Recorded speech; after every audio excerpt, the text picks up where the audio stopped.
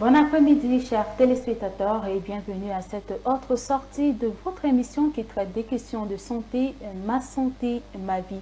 Selon l'Organisation mondiale de la santé, seulement 64% des femmes enceintes dans le monde bénéficient des visites prénatales. Eh bien, chers téléspectateurs, vous l'avez compris, aujourd'hui, dans le cadre de votre émission qui traite des questions de santé, nous allons parler des visites prénatales.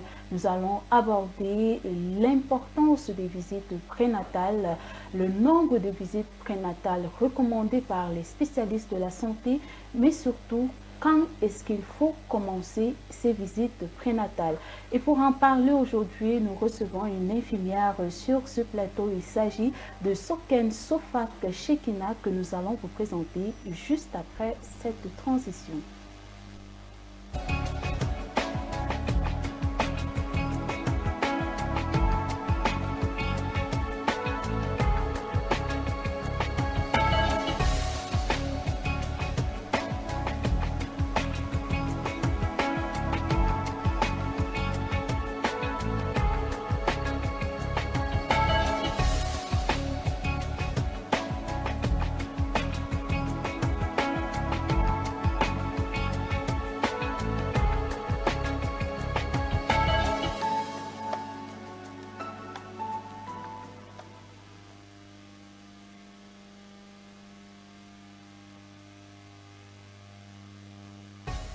Et bien de retour sur ce plateau, chers téléspectateurs, comme je l'ai annoncé au début, aujourd'hui nous parlons des visites prénatales. Et pour parler des visites prénatales, nous recevons sur ce plateau Soken Sofak Shekina, infirmière sage-femme. Avec elle, elle va justement nous parler de l'importance des visites prénatales, des étapes des visites prénatales, mais et surtout, elle va aussi vous donner quelques conseils à toutes ces dames enceintes qui nous regardent cet après-midi. Bon après-midi, Shekina, j'espère que tu vas bien. Bon après-midi, Claudia, je vais bien par la grâce de Dieu. Et je pense que vous aussi. Oui, je vais très bien également. C'est un plaisir de t'avoir une fois de plus, il faut le préciser, sur le plateau de Ma Santé, Ma Vie. Plaisir partagé. D'accord. Avec vous, on parlera justement des visites prénatales. C'est exactement ça. Nous allons donc commencer par connaître d'abord le sujet. Donc, le sujet, c'est quoi une visite prénatale? Déjà, une visite prénatale n'a pas une définition compliquée.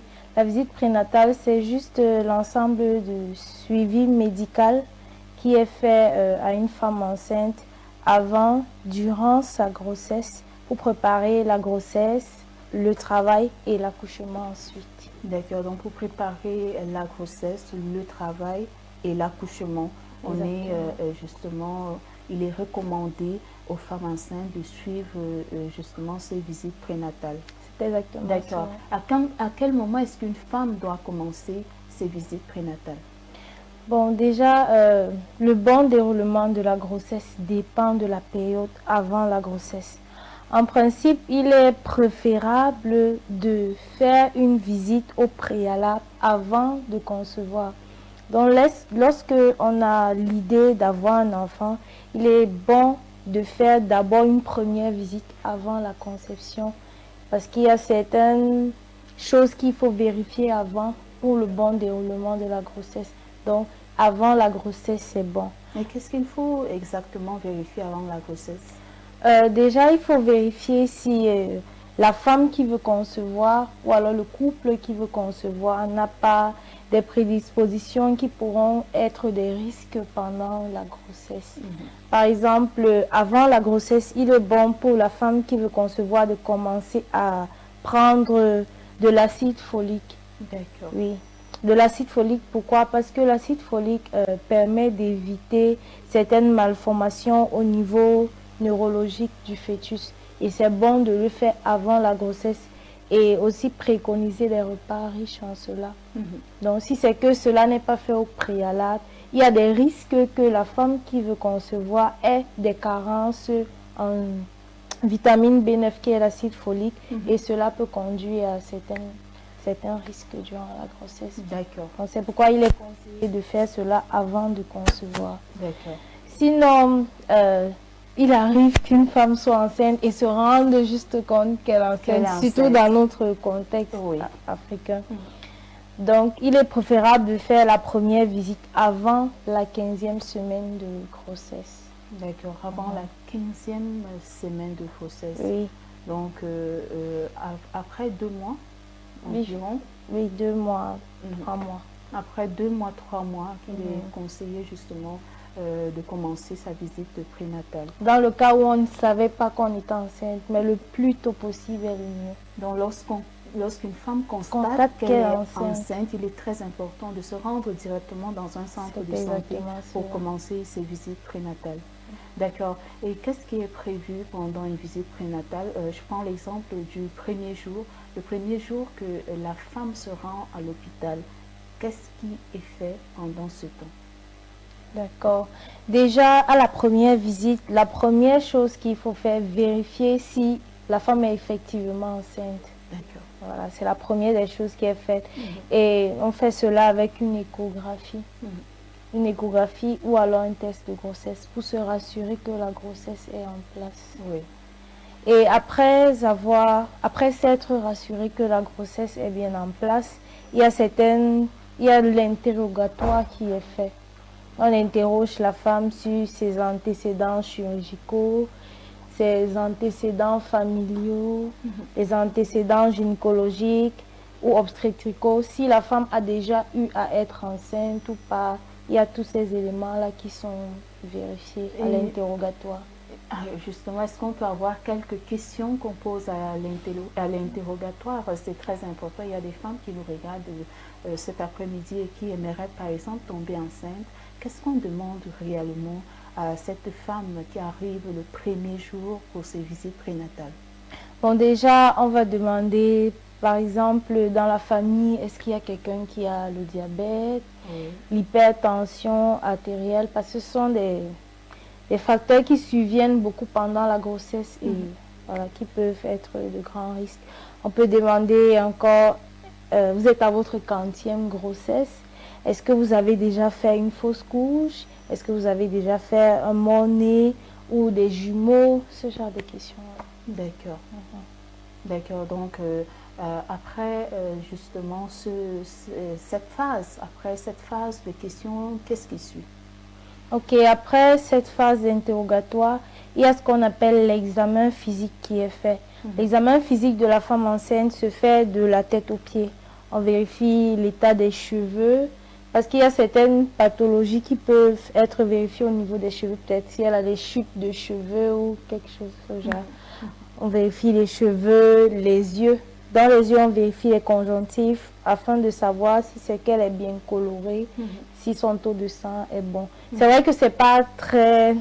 À partir des yeux, on ne peut pas vraiment savoir, mais il y a une certaine pâleur des yeux qui peut conduire à faire des examens sanguins pour se rassurer du taux de sang.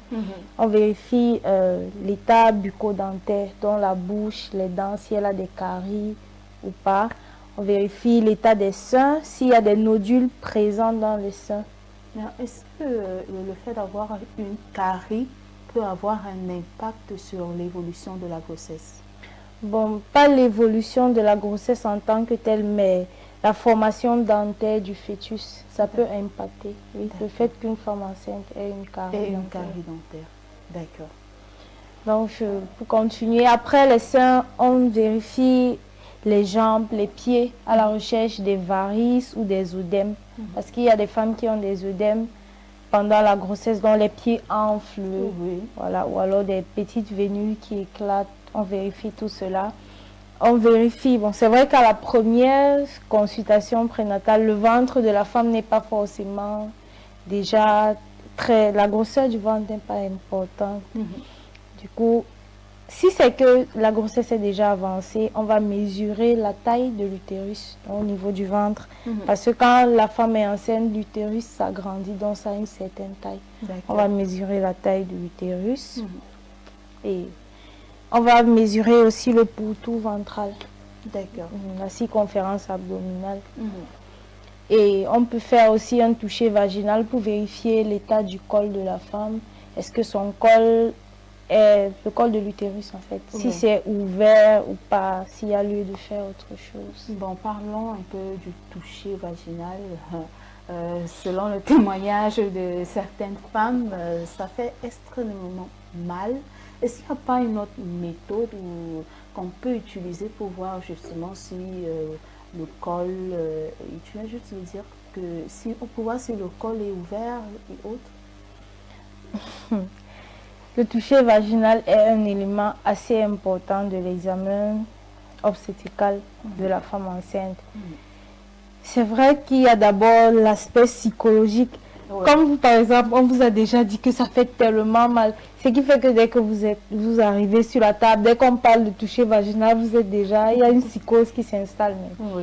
C'est pas vraiment ça, c'est pas douloureux. Le toucher vaginal, c'est avec ces deux doigts qu'on fait. On ne met pas toute la main. On met juste ces deux doigts. Oui. Je ne pense pas que la taille de mes doigts est si importante que ça, non. Donc, c'est vraiment important, on ne peut pas s'en passer. Parce qu'on peut faire les examens, par exemple, l'échographie peut nous révéler si le col est ouvert ou pas. Mais avec le toucher vaginal, on apprécie mieux, puisqu'on touche toutes les membranes et tout. D'accord. Donc, on ne peut pas s'en passer, en fait. Donc, le toucher vaginal est très important. Très important. La première visite de la Oui, femme. c'est important. D'accord. D'accord.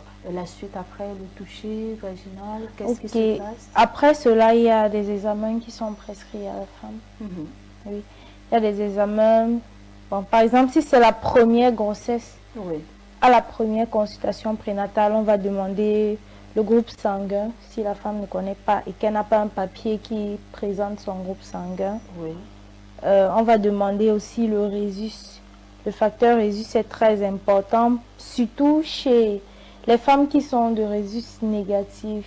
Il faut vérifier cela afin de savoir comment s'y prendre par rapport au fœtus s'il est de rhésus positif.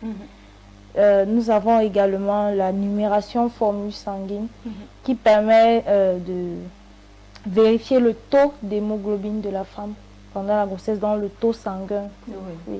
Parce qu'il y a des femmes qui font des anémies pendant la grossesse, puisqu'il y a partage du sang entre elle et le fœtus. On vérifie cela pour se rassurer, est-ce que la quantité de sang présent peut être suffisante pour elle et pour le fœtus. Il y a aussi des examens tels que le dépistage de la rubéole, la syphilis, le chlamydia, l'hépatite B, l'hépatite C maladies sexuellement transmissibles. Oui, mais ces maladies-là, en fait, sont un ensemble de maladies qu'on appelle torches. Ce sont des maladies qui peuvent traverser la membrane placentaire et être transmises au fœtus. Oui. C'est pourquoi on vérifie ça. En fait. C'est un peu l'ensemble des examens, en bref, qui peuvent être prescrits. D'accord. À la première visite. Dans la première visite, tu viens juste de parler de quelques examens qu'il faut et autres. Ça veut dire que la femme, avant de se rendre dans un centre de santé, doit vraiment se préparer en ce qui concerne cette première visite, que ce soit moralement, physiquement ou financièrement. Exactement, c'est très important. C'est pourquoi au départ, j'ai dit une grossesse se planifie. Il est important de planifier la grossesse avant la conception parce qu'il y a beaucoup de choses autour des dépenses financières, l'état psychologique et tout. C'est important. D'accord. Et ces examens que tu viens juste de citer se font en combien de temps exactement? Après combien de temps est-ce qu'une femme doit revenir pour sa deuxième visite? Ok, après la première visite, bon, ces examens ne mettent pas du temps avant de sortir, les examens que j'ai cités. Il y a aussi parfois, on peut faire une ECBU, la bandelette urinaire, pour vérifier s'il y a une infection sexuellement transmissible, une infection vaginale et tout. Il y a aussi parfois, on vérifie le taux de sucre dont la glycémie est faite et le taux de, comment on appelle, le taux des éléments qui peuvent prédisposer la femme à une prééclampsie ou pas. Oui, ça ne met pas long. Et après donc cette première visite, le mois qui suit, il y a une autre visite qui est faite. D'accord. Et pendant cette deuxième visite, qu'est-ce qui est prévu? Est-ce que c'est le même processus où la situation évolue? Plus il y a des visites, plus il y a d'autres examens à effectuer? Bon, je dirais non, ça diminue plutôt. Puisqu'à la première visite, on a déjà fait l'interrogatoire et la plupart des examens ont déjà été faits. Ce qui se passe à la deuxième visite, il y a l'examen physique. Ce que j'ai expliqué tout à l'heure, on reprend, on vérifie est-ce que la femme va bien ou pas. Et on écoute aussi le cœur fœtal, dans les bruits du cœur fœtal. Est-ce que le cœur du bébé bat bien et tout. Oui, il y a ça qui est vérifié. Qu'est-ce qu'on utilise pour écouter le cœur? Bon, il y a deux façons de le faire. Il y a le fétoscope manuel. Ce petit appareil qu'on voit souvent avec un point noir au bout. Oui, mais il est tout petit comme ça et on pose sur le ventre de la femme, on essaye d'écouter. Mais là, c'est dans les zones où c'est pas vraiment très développé. La plupart de nos hôpitaux aujourd'hui ont ce qu'on appelle un Doppler ultrason, qu'on utilise avec un gel ultrason, qu'on dépose sur l'abdomen de la femme et on écoute, on pose juste le Doppler ultrason qui produit le son et affiche le nombre de battements du cœur du fœtus parce qu'il y a une certaine limite du nombre de battements du cœur fœtal. D'accord. Donc après avoir écouté le battement de cœur du fœtus, qu'est-ce qui suit? Après l'examen physique, on écoute, on vérifie est-ce que le fœtus va bien ou pas et on pose des questions à la femme. Comment elle-même se sent, parce qu'il y a la femme peut tomber enceinte durant la grossesse, notamment il y a le paludisme qui peut survenir pendant la grossesse. On demande est-ce qu'elle a la fièvre, est-ce qu'elle a des maux de tête, est-ce que donc il y a toutes ces vérifications là qui sont faites pendant cette consultation afin de se rassurer du bon état de santé de la maman et du fœtus. D'accord. Donc après la deuxième visite, il y aura d'autres visites. En tout cas, combien de nombre, ou bien quel est le nombre de visites recommandées par les spécialistes de la santé en ce qui concerne les visites prénatales? Le nombre de visites prénatales en tout est de 7 visites prénatales durant toute la grossesse. Oui. Il y a la première qui est faite au tout début de la grossesse. La deuxième est faite à 3 mois. 4 mois pour la suivante, 5 mois, 6 mois, 7 mois, 8 mois et au 9e mois, la 7e visite qui est faite. Donc, c'est 7 visites en tout qui sont recommandées par les spécialistes. D'accord, donc si je comprends bien, l'évolution, donc le nombre de visites dépend de l'évolution de la grossesse parce qu'il y a certaines femmes qui ont des complications pendant leur grossesse. C'est exactement cela.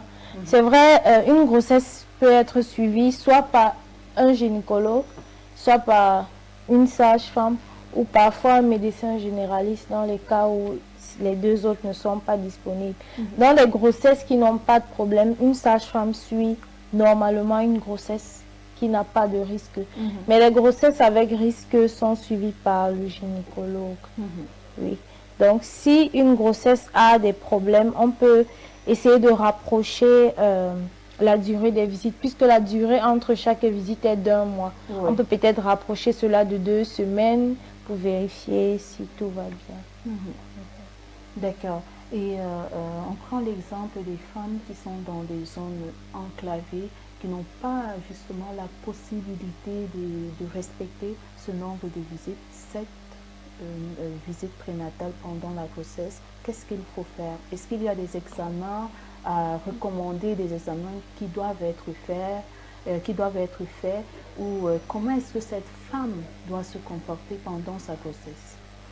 Ok, déjà, il y a des conseils qu'on donne aux femmes pendant les visites prénatales sur l'hygiène de vie, sur l'alimentation et sur les activités à faire pendant la grossesse. C'est vrai, dans notre contexte, c'est un peu compliqué parfois de se déplacer d'un lieu à un autre pour des consultations et tout. C'est vraiment pas évident, mais il est mieux que la femme fasse ses visites. Dans le cas où c'est pas possible, elle n'aura qu'à respecter les conseils qui lui ont été donnés par le spécialiste de santé. Et ne pas excéder 2 mois. Dans le cas où c'est pas possible, ne pas excéder 2 mois sans faire une consultation prénatale. Parce qu'il y a beaucoup de choses qui peuvent se passer pendant cette période-là. Et si c'est que cela n'est pas dépisté à temps, ce sera problématique pour elle et son fœtus. D'accord. Aujourd'hui, nous avons la possibilité de connaître le sexe de l'enfant pendant la grossesse. Et à quel rythme est-ce qu'une femme doit faire l'échographie? Ok, déjà les échographies qui sont faites au cours de la grossesse, il y a 3 échographies. L'échographie du premier trimestre, l'échographie du deuxième trimestre et l'échographie du troisième trimestre. À l'échographie du premier trimestre, il y a d'abord, on appelle généralement ça l'échographie de datation, pour vérifier à quel moment est-ce que la femme est tombée enceinte et essayer d'estimer la date probable d'accouchement. Pendant la première échographie aussi, il y a ce qu'on vérifie, on appelle cela le tube neural, pour vérifier la clarté neurale, afin de se rassurer que l'enfant n'est pas prédisposé à une malformation qui s'appelle spina bifida. Oui, parce que si c'est que la clarté du tube neural n'est pas vérifiée et qu'on passe dessus, il peut avoir une malformation qui n'est pas identifiée à temps. À la première échographie, on vérifie aussi si le cœur du fœtus est en bon état. Oui, c'est un peu ça. Et donc, à l'échographie du deuxième trimestre, c'est à cette échographie-là qu'on peut déjà être au courant du sexe du fœtus. D'accord. Oui, on peut voir le sexe du fœtus. On peut vérifier si c'est que l'enfant n'a pas déjà une malformation. Parce qu'en fait, la plupart des malformations se passent entre la première et la 8e semaine de grossesse, généralement. C'est pourquoi je reviens sur le fait qu'il est important de planifier une grossesse. Parce qu'il y a des environnements qui ne sont pas propices au bon développement d'une grossesse. Si par exemple la femme qui veut concevoir travaille dans une industrie où il y a beaucoup de produits toxiques et qu'elle n'a pas planifié sa grossesse, elle se retrouve juste enceinte, il y a des risques qu'elle ait inhalé des produits toxiques qui peuvent conduire à la malformation. D'accord. Donc, à l'échographie du deuxième trimestre, on vérifie le sexe, la formation du fœtus, est-ce qu'il y a une malformation sur n'importe quelle partie que ce soit. Oui, c'est ce qui est vérifié. On vérifie aussi la quantité de liquide amniotique. On vérifie est-ce que l'enfant se meut bien dans son environnement. Oui, c'est un peu cela. Et à l'échographie du troisième trimestre, on vérifie le poids du fœtus. Est-ce que le poids, ça peut passer par voie basse, ce qu'il y a lieu de faire. On vérifie encore la quantité de liquide amniotique. Bon, c'est un peu cela. D'accord. Si vous venez juste de nous rejoindre, c'est votre émission Ma Santé, Ma Vie qui traite des questions de santé. Aujourd'hui, nous parlons des visites prénatales. Nous allons prendre une petite transition et revenir pour la suite.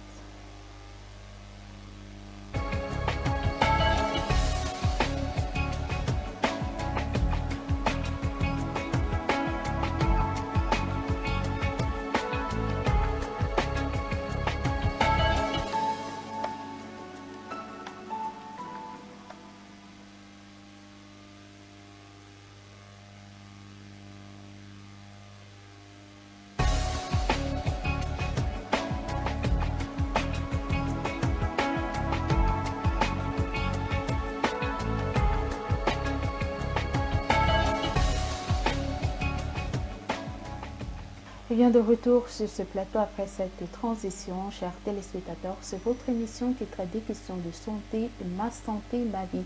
Aujourd'hui, nous parlons des visites prénatales. Nous avons déjà eu à évoquer les différentes étapes de la visite prénatale. Et à présent, nous allons continuer. Nous parlons maintenant des conseils qui sont donnés aux femmes pendant les visites prénatales. Est-ce qu'il y a des aliments que les femmes ne doivent pas consommer ou comment est-ce qu'une femme doit se comporter en ce qui concerne son habillement?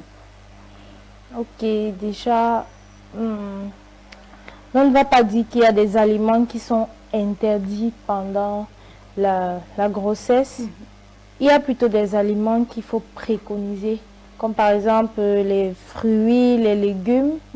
qu'il faut préconiser pendant la grossesse. Oui. Oui. Des aliments notamment riches en acide folique, en vitamines. Généralement, on dit les fruits et les légumes parce que cette classe d'aliments-là contient la plus grande quantité de nutriments dont la femme a besoin et dont son fœtus a besoin pendant la grossesse. La quantité d'huile, par contre, on peut diminuer la quantité d'huile. Oui. Oui, mais il n'est pas conseillé de faire un régime pendant la grossesse. Parce qu'il y a des femmes qui se disent, je vais peut-être prendre trop de poids, oui et tout. Non, on ne fait pas de régime pendant la grossesse, c'est pas conseillé. Il faut manger équilibré, il faut régler les quantités de repas. Peut-être on peut se décider, je prends 3 repas par jour et on respecte les heures de prise de repas. Et que faire lorsque le bébé recommande beaucoup d'aliments? Parce qu'il y a certaines femmes qui mangent tout ce qu'elles voient pendant la grossesse. Et elles disent souvent que c'est l'enfant qui recommande. Que faire? Comment se comporter face à cette situation?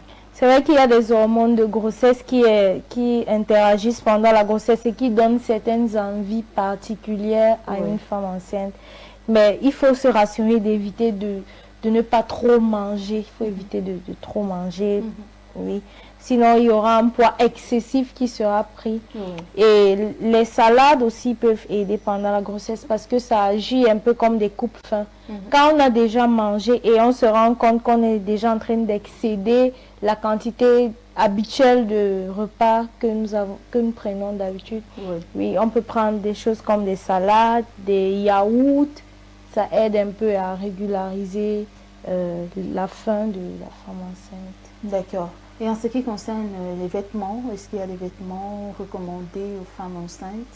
Généralement, les vêtements qui ne sont pas trop serrés sont recommandés. Et les vêtements qui ne sont pas trop serrés, qui n'encombrent pas le ventre, oui, sont conseillés. Donc, les femmes qui mettent les serre-ventre pendant la grossesse, c'est pas du tout conseillé. Oui, parce qu'il y a certaines qui se disent, je vais plus porter tel habit. C'est pas conseillé les serre-ventre pendant la grossesse. Porter des habits moulants, ça peut aller si c'est que ça ne sert pas la femme. Oui.